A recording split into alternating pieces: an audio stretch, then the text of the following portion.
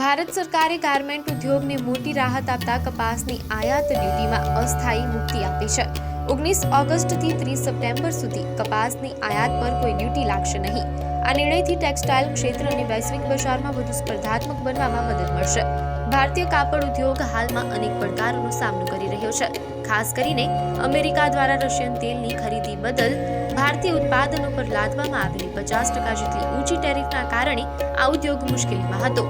અન્ય દેશો જેવા કે બાંગ્લાદેશ 20%, વિયેતનામ 20% અને ચીન 30%ની સરખામણીમાં ભારત માટે આ ટેરિફ ઘણી ઊંચી હતી।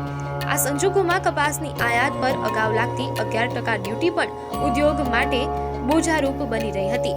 Confederation of Indian textile industry CITI જેવા ઉદ્યોગ સંગઠનોએ સરકારને કપાસની આયાત ડ્યુટી સંપૂર્ણપણે રદ કરવા વિનંતી કરી હતી। આખરે સોમવારે મોડી રાત્રે સરકારી આદેશ દ્વારા આયાત ડ્યુટીની અસ્થાયી માફીની જાહેરાત કરવામાં આવી છે।